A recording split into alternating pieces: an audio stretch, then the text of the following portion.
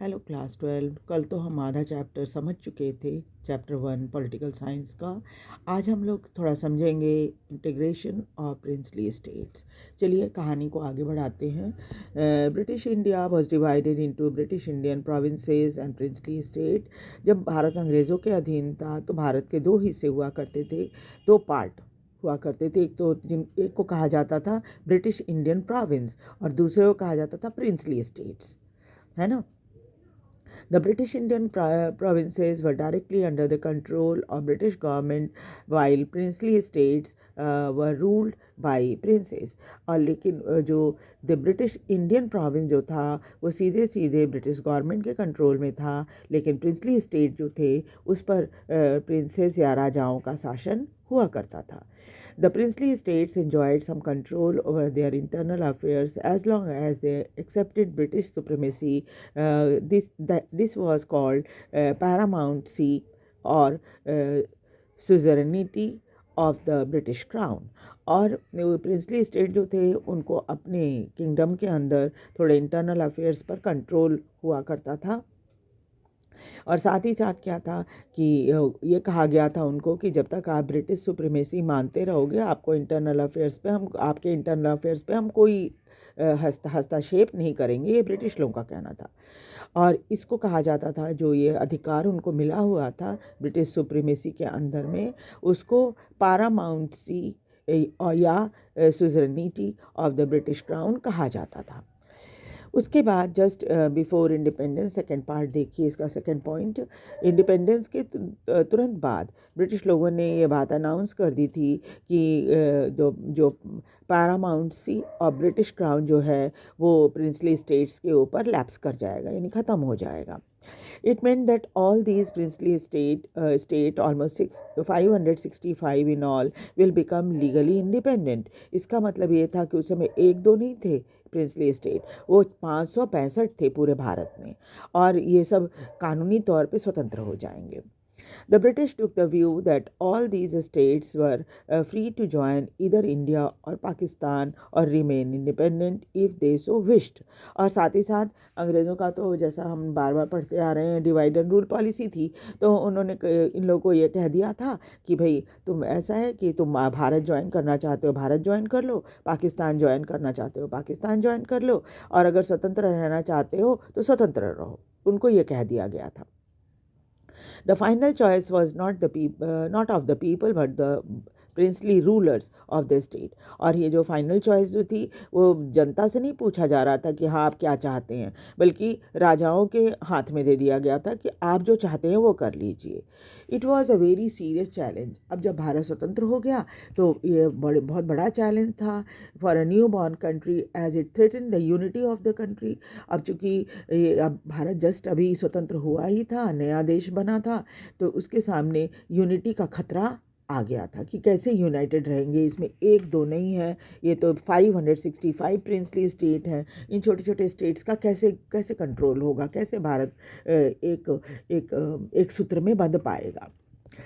Third, the problem started as the ruler of Travancore announced that the state had decided to remain independent. अब क्या हुआ, शुरुआत हो गई तुरंत जैसे ही अंग्रेज़ों ने बोला, इनकी शुरुआत हो गई। सबसे पहले त्रावणकोर ने कहा कि भाई हम तो स्वतंत्र रहेंगे।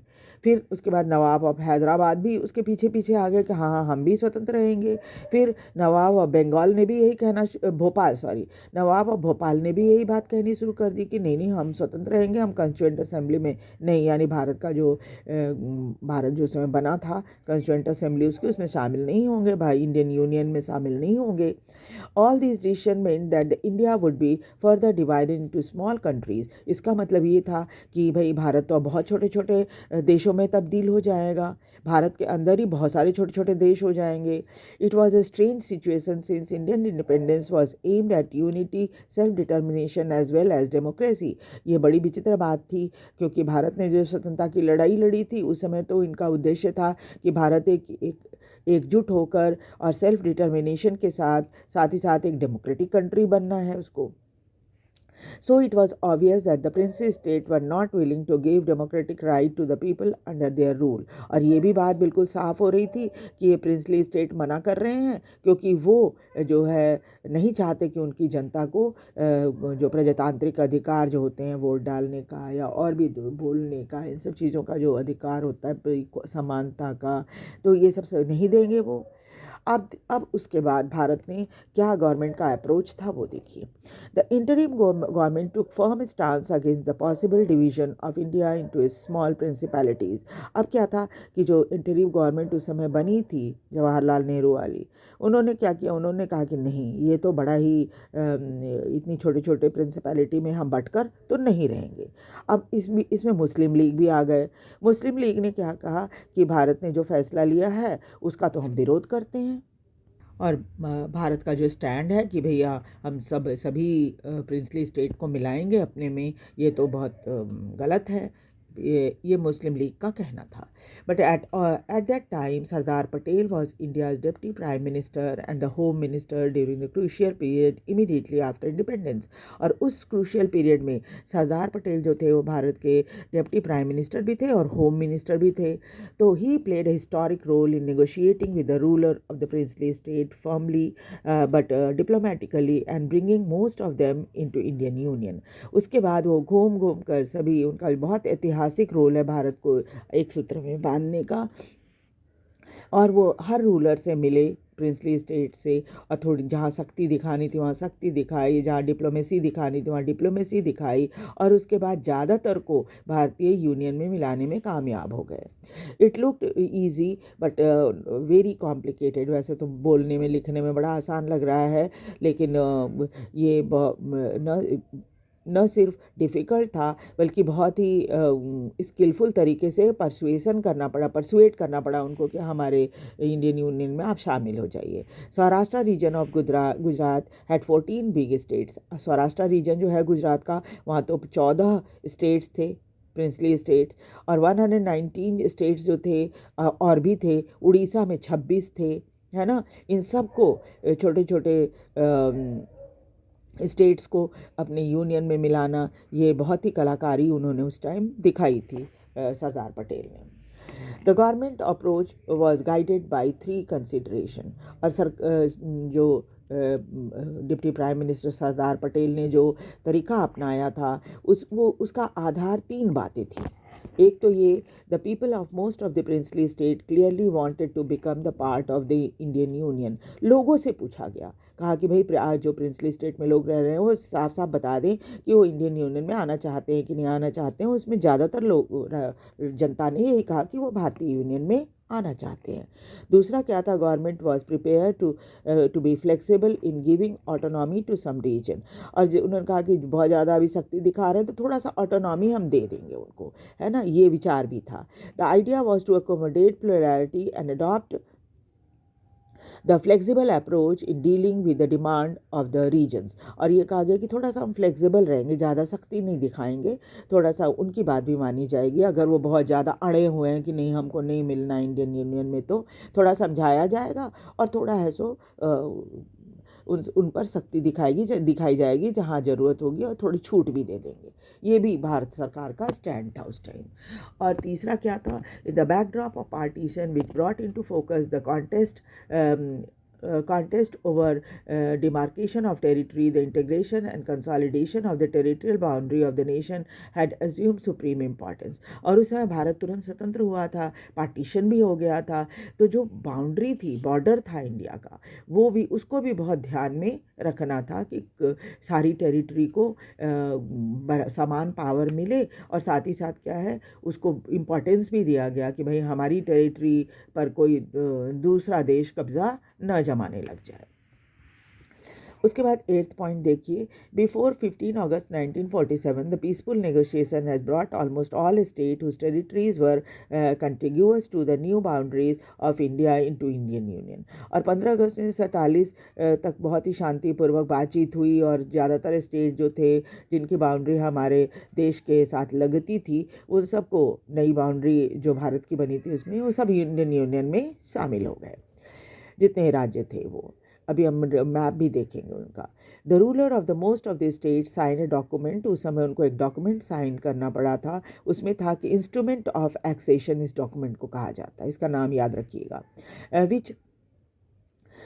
which meant that the state agreed to become the part of Union of India। और इसमें इस डॉक्यूमेंट में जो इंस्ट्रूमेंट ऑफ एक्सेशन ये जो डॉक्यूमेंट था, इसमें साफ साफ लिखा हुआ था कि वो स्वेच्छा से भारत यूनियन में शामिल हो रहे हैं।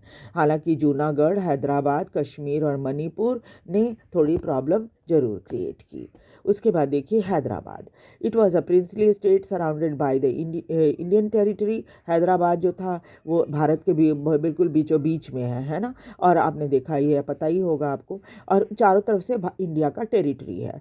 सम part of Hyderabad was now in Maharashtra, Karnataka and Andhra Pradesh. आज जो है हैदराबाद, उस समय तो अभी तो हैदराबाद एक शहर के रूप में रह गया है, लेकिन उस समय हैदराबाद का कुछ हिस्सा जो था आज के महाराष्ट्र, कर्नाटका और आंध्र प्रदेश में है। इट्स रूलर वॉज कॉल्ड निज़ाम, जो हैदराबाद का रूलर था उसको निज़ाम कहा जाता था। He was world's richest man, और ये दुनिया का सबसे अमीर व्यक्ति था। He wanted independent status for Hyderabad, और जब उनसे कहा गया शुरू में कि आप भारतीय यूनियन में मिल जाओ, तो उन्होंने कहा कि नहीं, हम इंडिपेंडेंट स्टेटस रखना चाहते हैं। He entered into an agreement called stand still agreement with India uh, in in November 1947 for a year while negotiations were going on। उसके बाद उसने भारत के साथ एक समझौता किया, उसको स्टैंड स्टिल एग्रीमेंट कहा जाता है। ये नवंबर 1947 में हुआ था, और इसमें क्या था कि भाई एक साल के लिए हम तुमको इस स्टैंड स्टिल एग्रीमेंट के हिसाब से छूट दे रहे हैं। लेकिन क्या है, इस बीच वार्ता चल रही थी, यानी सरदार पटेल जो थे वो बातचीत कर रहे थे। In the mean time the movement against Nizam gathered force. लेकिन क्या हुआ कि निज़ाम के जो हैदराबाद है उसके अंदर ही निज़ाम के विरुद्ध में लोग खड़े होना शुरू हो गए। सबसे पहले किसान खड़े हुए, तेलंगाना का हिस्सा जो है आज, वहाँ के निज़ाम क्योंकि बहुत ही क्रूर था निज़ाम, है ना, महिलाओं के ऊपर भी बहुत अत्याचार हो रहा था, तो महिलाएं भी इस आंदोलन में शामिल हो गई निज़ाम के अगेंस्ट में। उसके बाद कम्युनिस्ट और कांग्रेस तो थे ही, दोनों मिल गए और निज़ाम के विरुद्ध हो गए। तो निज़ाम ने जब देखा कि तो बहुत सारे लोग में हमारे विरोध में आ रहे हैं, तो उन्होंने क्या किया, पैरामिलिट्री फोर्सेस को उसको राजाकर कहा जाता था, राजाकर, है ना, राजाकर्स कहा जाता था। उनको कहा कि तुम इनके ऊपर हमला करो जो हमारा विरोध करते हैं। और ये राजाकर लोग जो थे वो सैनिक कम कट्टर लोग जो होते हैं ना, वो ज़्यादा थे। उन्होंने क्या किया कि, और उनकी जो कट्टरता थी बड़ी कम्युनल नेचर की थी, कि जो नॉन मुस्लिम है उनके ऊपर ज़्यादा हमला, उनके साथ लूटपाट, मारपीट, है ना, महिलाओं को रेप करना, लूट करना, मर्डर करना, लोगों का गला घोट कर मार देना, इस तरह का काम वो ज़्यादा करने लगे। जब भारत सरकार ने देखा कि ये तो बहुत ज़्यादा कर रहे हैं, आतंक मचा रखा है, राजाकर जो निज़ाम का के पैरामिलिट्री फोर्स है उसने, तब भारत ने सेना भेज दी, और उसके बाद लड़ाई हुई। कुछ दिन की लड़ाई के बाद निज़ाम को सरेंडर करना पड़ा, और उसके बाद हैदराबाद ने भारतीय यूनियन ज्वाइन कर लिया। उसके बाद है मणिपुर। अच्छा, मैंने आपको बोला था कि मैं दिखाऊंगी कि कैसे पार्टीशन के टाइम में हैदराबाद, ये देखिए हैदराबाद है, ठीक है। आज देखिए इसका काफ़ी हिस्सा महाराष्ट्र में है, थोड़ा सा आंध्र प्रदेश में चला गया है ना, ये है। और ये चारों तरफ से भारतीय स्टेट से घिरा हुआ, भारतीय टेरिटरी से घिरा हुआ था। तो ये जाता कहाँ, आखिरकार इनको तो ज्वाइन करना ही था भारतीय यूनियन को, तो सीधे सीधे नहीं ज्वाइन किया, तो फिर सैनिकों की मदद ली गई, और तब जाके ये हैदराबाद तैयार हुआ। ये जितने ब्लू कलर के आप देख रहे हैं ना एरिया, देखिए इसमें बताया गया है कि सब के सब, ये ब्लू वाले एरिया जितने हैं ये सब के सब प्रिंसली स्टेट हैं, और जबकि प्रिंसली स्टेट हैं, और जो येलो कलर का दिख रहा है ये ब्रिटिश इंडिया है। अब हैदराबाद के बाद मणिपुर देखते हैं। Few days before independence the Maharaja of Manipur बोध Chandra Singh signed the instrument of accession with Indian government on the assurance that the internal autonomy of Manipur will be maintained. कुछ ही इस भारत के स्वतंत्र होने के कुछ ही समय के बाद में महाराजा जो मणिपुर के थे बोध चंद्र सिंह, उन्होंने एक इंस्ट्रूमेंट ऑफ एक्सेशन, एक डॉक्यूमेंट था, उसको उन्होंने साइन किया और ये अश्योरेंस सरकार से ले ली कि इंटरनल ऑटोनॉमी उनकी मणिपुर की बनी रहेगी, यानी भारत सरकार उसमें इंटरफियर नहीं करेंगे. Under the pressure of public opinion the Maharaja held election in Manipur in June 1948. और लोगों के दबाव में, अपनी जनता के दबाव में आकर महाराजा ने अपने मणिपुर में जून 1948 में एक इलेक्शन करवाया. And the story and the state become constitutional monarchy. इस तरह से क्या हुआ, मणिपुर एक कॉन्स्टिट्यूशनल मोनार्की हो गया, यानी कि राजा को संविधान के अनुसार चलना पड़ेगा, यानी संवैधानिक राजा हो गए वो. Thus, Manipur was the first part of India to hold the election based on universal adult franchise. इस तरह से मणिपुर भारत का पहला ऐसा हिस्सा बना जिसने प्रॉपर तरीके से इलेक्शन करवाया था यूनिवर्सल एडल्ट फ्रेंचाइज में. यूनिवर्सल एडल्ट फ्रेंचाइज मतलब क्या होता है, मतलब होता है कि जितने लोग, एक खास उम्र तय की रहती है, उस समय 21 वर्ष थी, तो 21 वर्ष की उम्र के चाहे पुरुष हो या महिला सब वोट डालेंगे.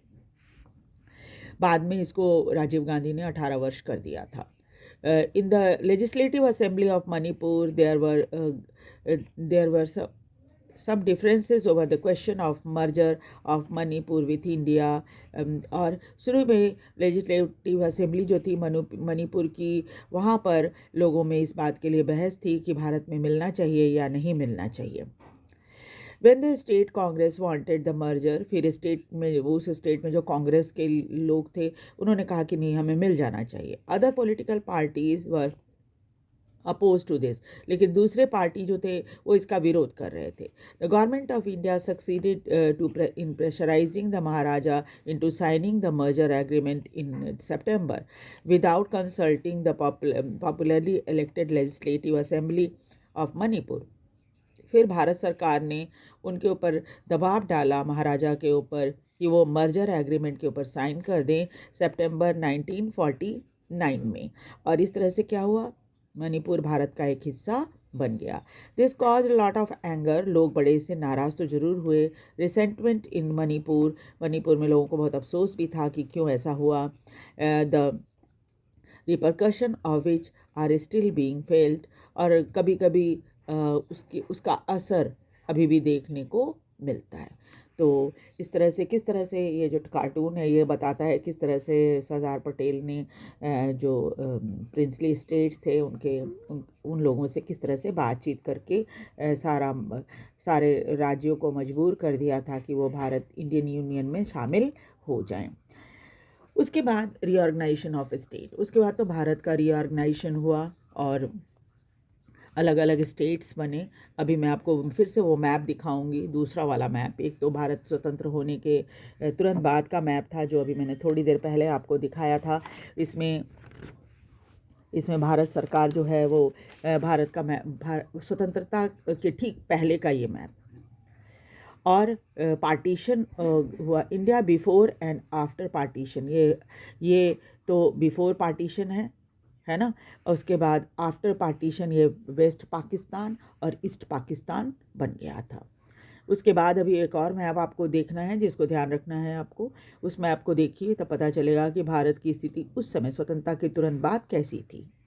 उसके बाद 1961 में जो भारत का मैप आया, रीऑर्गेनाइज होने के बाद सभी स्टेट्स को, ये मैप बना था भारत का. ये वेस्ट पाकिस्तान बन गया, ये ईस्ट पाकिस्तान बन गया. अब क्या है, ये बांग्लादेश है. ठीक है, ये वाइट कलर का जो है ये बांग्लादेश है और ये वेस्ट पाकिस्तान है, जिसको अब सीधे पाकिस्तान ही कहते हैं क्योंकि ईस्ट पाकिस्तान तो ख़त्म हो गया, बांग्लादेश बन गया वो, तो इसको अब पाकिस्तान बोलते हैं. और बाकी सारे राज्य जो थे वो उस समय जब भारत 1961 में ऐसी स्थिति थी. अब तो कई राज्यों को फिर से छोटा तोड़ा गया, जैसे मध्य प्रदेश जो है वो थोड़ा टूटा है ना, और भी कई, बिहार भी टूटा, यूपी भी है ना, 2 राज्यों में हो गया, ये बिहार भी 2 राज्यों में हो गया. मध्य प्रदेश भी 2 राज्यों में हो गया। इस तरह से क्या है कि अब भारत की स्थिति ऐसी है। सिक्किम उस समय भारत का हिस्सा नहीं था, बाद में ये भारत को इसने ज्वाइन कर लिया। तो इस तरह से क्या है कि ये भारत का अभी का जो मैप है वो है। और राज्यों को बनने में और भी कई कारण बने थे, जिसमें लैंग्वेज इशू था, है ना। लैंग्वेज इशू सबसे बड़ा इशू था कि उसमें ये कहा गया कि भाई भाषा के नाम पर स्टेट बनना चाहिए। उस समय भी लोग नेता जो थे, भारतीय नेता, बहुत डरे हुए थे कि भाषा के नाम पर अगर राज्य बनाएंगे तो हो सकता है भारत फिर से टुकड़े टुकड़े में बंट जाए। लेकिन ऐसा कुछ हुआ नहीं, और इस तरह से भारत जो है अभी भी एक पूरा इंटैक्ट है, एक यूनाइटेड कंट्री अभी भी बना हुआ है। ठीक है, तो नेक्स्ट क्लास में हम आगे का चैप्टर करेंगे, और मैं जल्दी ही फिर MCQ भी डाल दूँगी ताकि आप जो है प्रिपरेशन अच्छे से कर सकें। आप 1-2 बार वीडियो को देखिएगा तो पूरी कहानी आपको बहुत अच्छे से याद हो जाएगी। ठीक है, और तब एग्ज़ाम में आंसर लिखना आपके लिए काफ़ी आसान हो जाएगा। वीडियो को लाइक और सब्सक्राइब ज़रूर कर दीजिए। Thank you very much.